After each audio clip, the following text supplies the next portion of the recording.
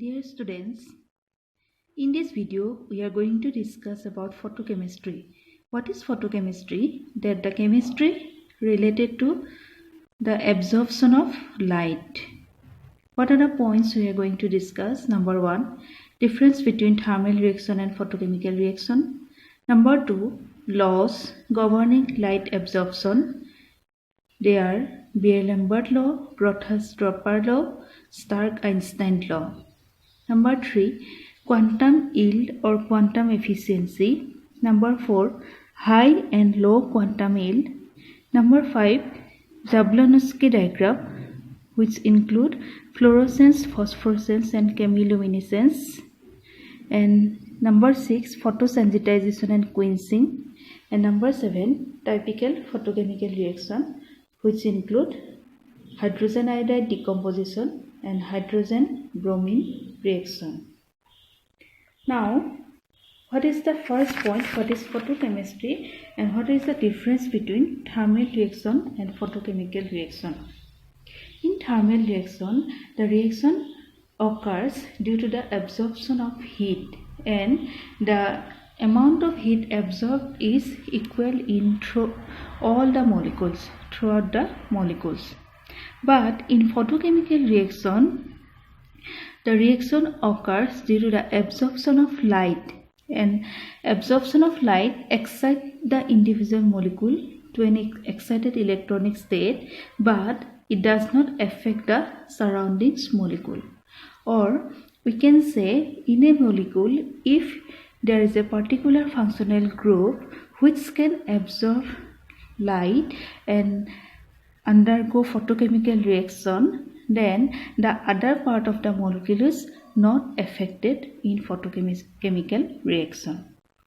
Thus, the selective excitation of the individual molecules is a unique character of photochemical reaction. So, in photochemical reaction, the excitation of individual molecule is selective, and hence it is the main character of photochemical reaction. Here, these are some examples of photochemical reaction. Suppose decomposition of hydrogen bromide to form hydrogen and bromine. Then hydrogen and chlorine combine to form hydrochloric acid, HCl. Then the synthesis of carbohydrate in presence of light and carbon dioxide and water. That is one reaction. And isomerization of fumaric acid to malic acid. Malic acid is the trans form and fumaric acid is the malic acid is the cis form and fumaric acid is the trans form, and this isomerization reaction is occur under photochemical condition. Similarly, the ozone decompose to oxygen. These are some examples of photochemical reactions. Now, what is the difference between thermal reaction and photochemical reaction? In thermal reaction, the activation energy is provided by collision. But in photochemical reaction, the activation energy is provided by light absorption. Then in thermal reaction occurs in presence of both light and heat. But in photochemical reaction occurs in presence of light only. Thermal reaction, absorption of light, radiation and evolution, means it involves the absorption of light, also evolution of light. But in photochemical reaction, only absorption of light.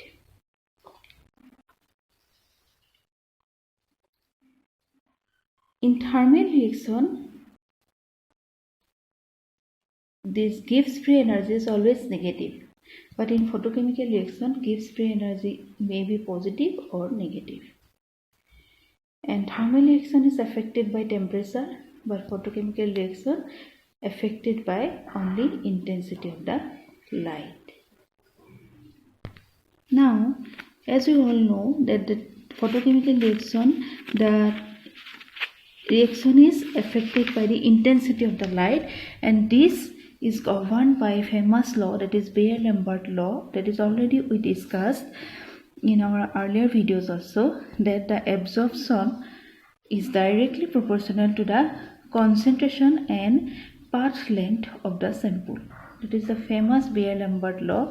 That is one law that governs photochemistry. The second law is Grotthuss-Draper law.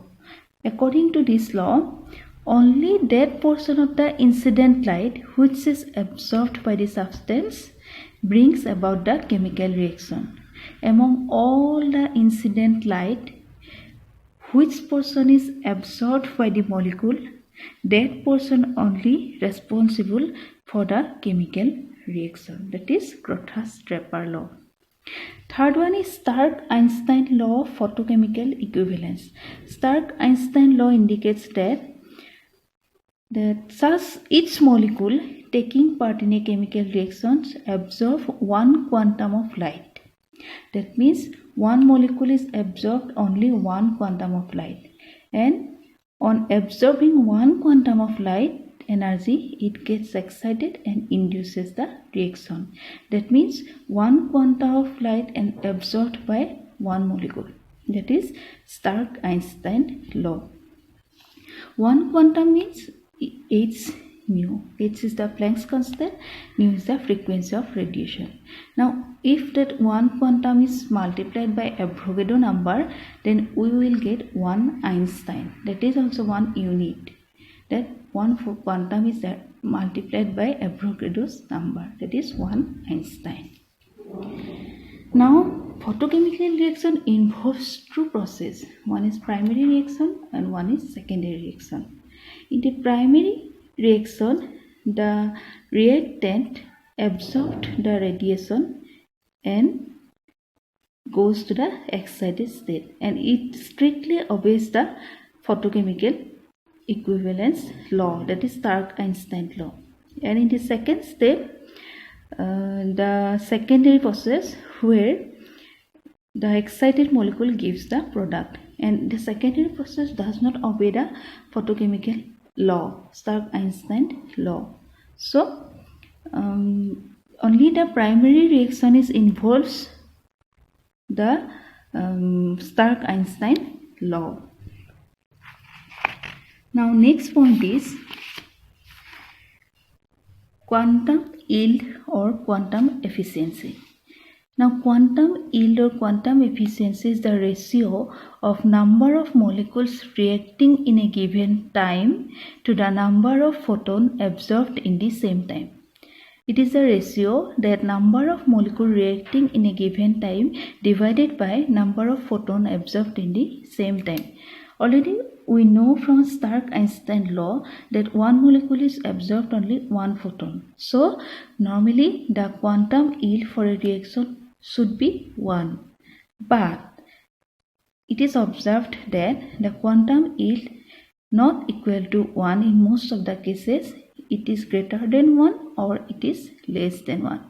When it will be greater than 1, if the number of molecules reacting or formed per photon of light absorbed is more, then it will be, means this part is more, then it will be greater than 1. And if it is less, then it will be less than 1.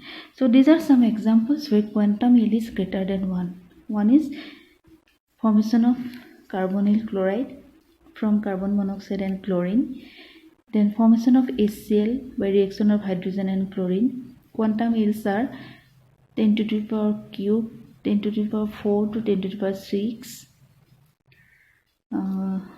Then decomposition of hydrogen peroxide, then phi is equal to more than 7.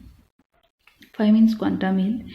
Then formation of ozone where phi equal to 3. Then decomposition of hydrogen iodide where phi equal to 2. Now reasons for high quantum yield. Why the quantum yield for the reaction is high? So quantum yield will be dependent on the primary reactions only. Hence this primary reaction is responsible for high and low quantum yield. First point is that when free radicals are formed in the primary reaction, that free radical initiates the secondary chain reaction, and chain reaction means reaction will proceed and proceed. Hence the quantum yield is high. Or the second point is, when one proton is absorbed in the primary step, dissociate one molecule of the reactant. So one molecule of the reactant is dissociated to numbers of excited molecules by absorbing one photon. But the excited molecules may further started another reactions in this subsequent secondary process. So the quantum yield is high. Now already we know that if the number of molecules absorbed or decomposed, or number of molecules means decomposed or formed per photon of light is less than phi equal to less than 1, phi less than 1, and this is the low quantum yield. These are the reactions: formation of H pair, quantum yield is 0.01, then formation of nitrogen and hydrogen from ammonia, quantum yield is 0.2, then acetone is decomposed to carbon monoxide and ethane, then this quantum yield is 0.1, then malic acid is isomerized to fumaric acid, this is cis form and this is trans form, quantum yield is 0.04, then this dimerization of this hydrocarbon to form a dimer, quantum yield is 0.25. So reasons for low quantum yield are that the activated complex, the activated molecule formed by the primary process may deactivated either by collision with an inert molecule or due to the loss of energy by fluorescence. So the molecule may deactivated, or the primary process may be get reversed, or the fragment formed in the primary process may recombine. So in the primary process, suppose when these two products are formed, they may again recombine. So these are the reasons for low quantum yields. Now, after excitation of the electron through the absorption of light, what are the photophysical process occurs? This photophysical process can be explained by the Jablonski diagram. And the Jablonski diagram explains the different photophysical processes. Now, to know the Jablonski diagram, we have to know two states. One is singlet state and one is triplet state of the electrons. Singlet state of the electron means here the electrons are paired, and in the triplet state of the electron means here electrons are not paired. And normally singlet state energy is more than the triplet state. Now, after absorbing energy, the singlet ground state, these are the singlet ground state, then this is first excited singlet, then second excited singlet state, then third excited singlet state, then here this is triplet T1 state, then this is triplet T2 state. Now after absorbing energy from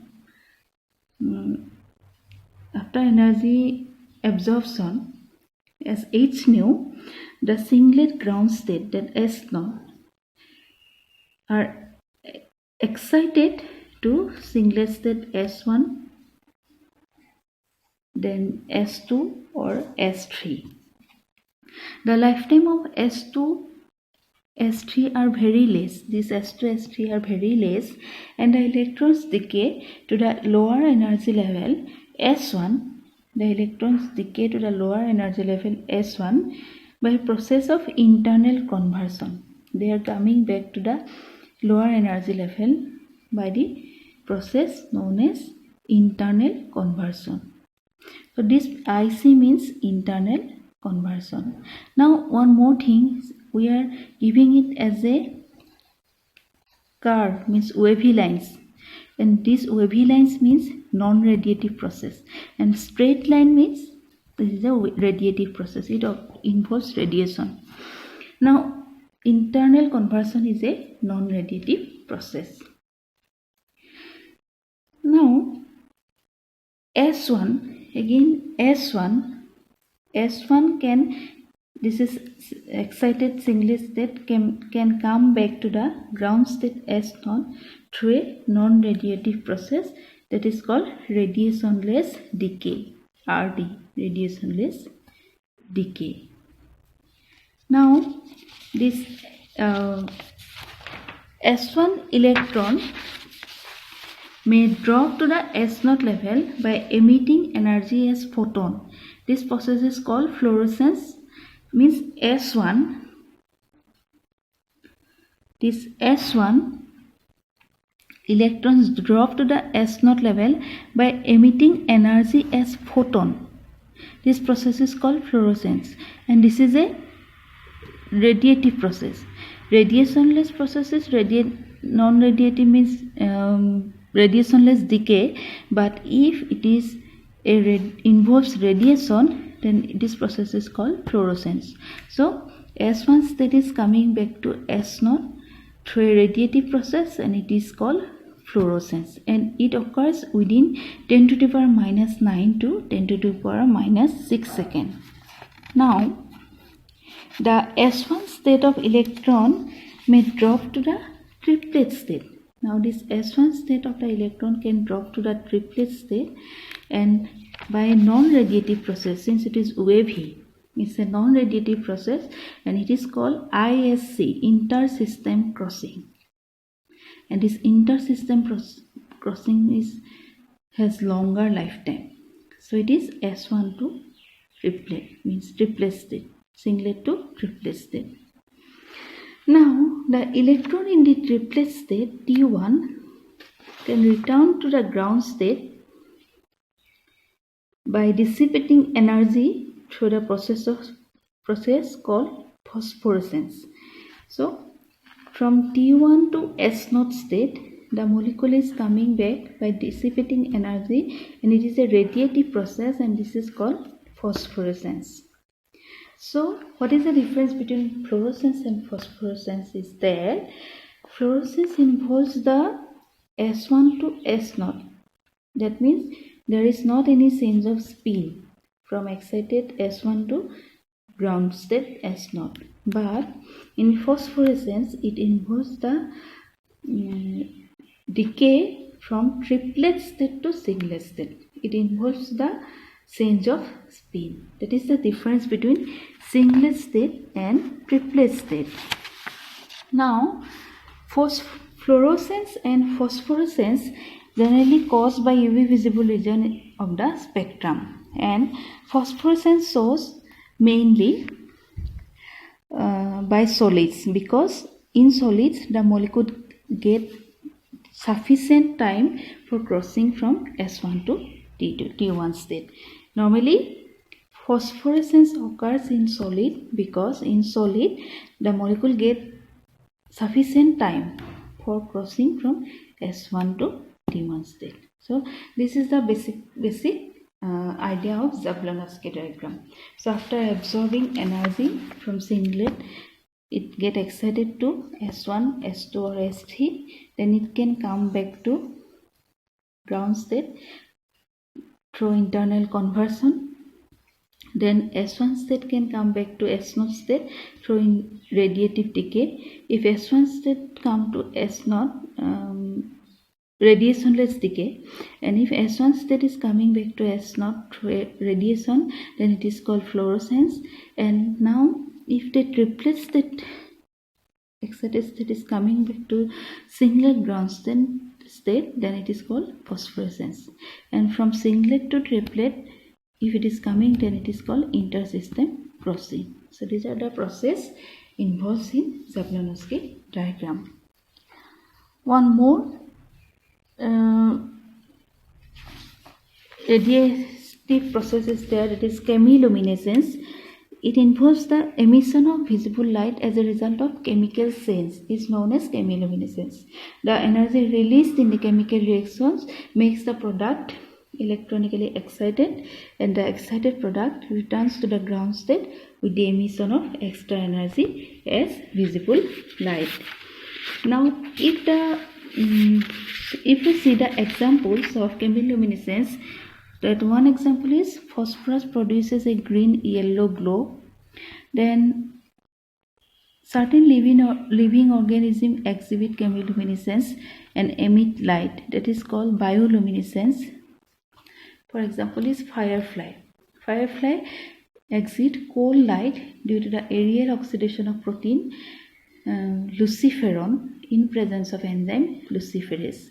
So in presence of enzyme luciferase, the protein luciferase is oxidized, and as a result of this oxidation reaction, the energy released means from excited state to ground state, and hence we are seeing the light from the firefly. Next is photosensitization and quenching. Now some reactions are not sensitive to light, and hence they do not absorb energy. So now if we add some foreign substance to that molecules, then they absorb light and this stimulates the reaction. And these foreign particles do not participate in the reaction, but only they stimulate the reaction by absorbing light. So the foreign particles are called photosensitizer. This phenomenon is called photosensitization.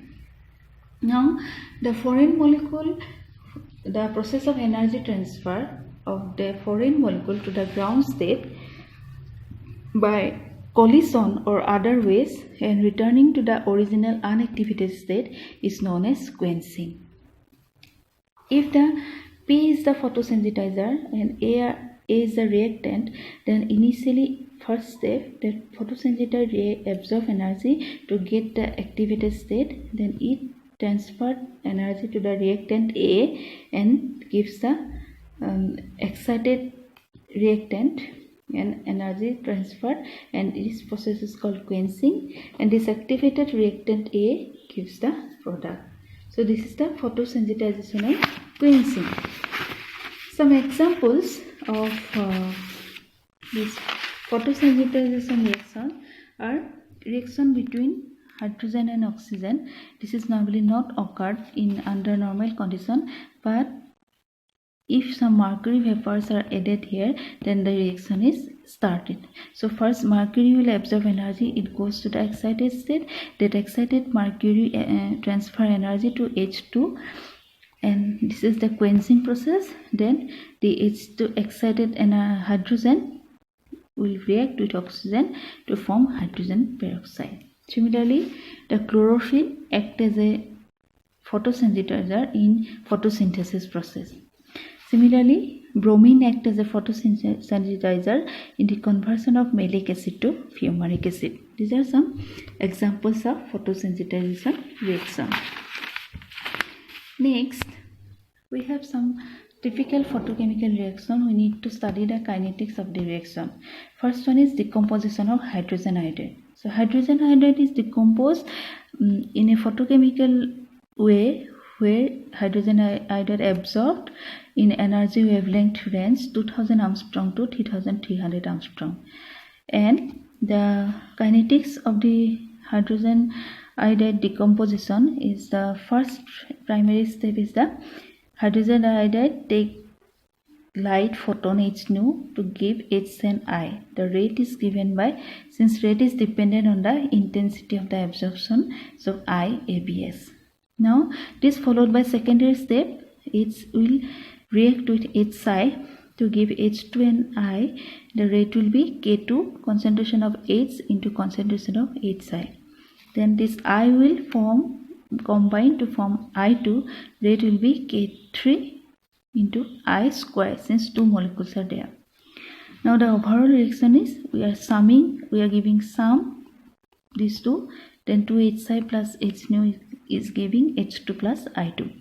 Now the rate of decomposition of H psi is equal to minus of H psi. Minus, why it is giving minus? Because it involves the decomposition of H psi, which will be from here I ABS plus from here K2 H into I, H into H psi. Since we are already giving minus, so here we are giving plus sign. This is equation number 1. Now if we consider the steady state approximation, what is steady state approximation? The steady state approximation, the intermediates are considered, the concentration of the intermediates are considered as constant. means they are formed, again they are disappear. So in this case the intermediates are H and I. So dH dt equal to 0. If we plot this, then dH dt equal to I absorption minus K to H into HI. If we see dH dt from here and here, this one, and this will be 0. Hence, if we sum 1 plus 2, then we will get dHi dt equal to 2 into IABS. 2 means 2 molecules. So 2 moles of HI would decompose per Einstein of the radiation absorbed. So already we know what is Einstein, that the number of molecules will be means H nu, that IABS absorption will be multiplied by Avogadro's number. So per Einstein of the radiation, 2 moles of HI would decompose. So this is the kinetic of the decomposition of HI reaction. Second is the hydrogen bromine reaction. This is also involves the different steps. First is absorption of light, then second, third, fourth, fifth, there are fifth steps are there. Again we are first considering the rate of formation of HBr, then steady state condition we are applying, then just summing 2 plus 3, then substituting these values. Further we are getting the rate equation is the formation of dHBr dt equal to twice K2 into root over 2I absorption by 5 into concentration of H2 divided by 1 plus bracket whole bracket K4 HBr divided by K3 Br2 concentration, and this is the rate equation which is obtained by derivation of these two all. So that's all. This gives a basic idea of photochemical reactions. Thank you.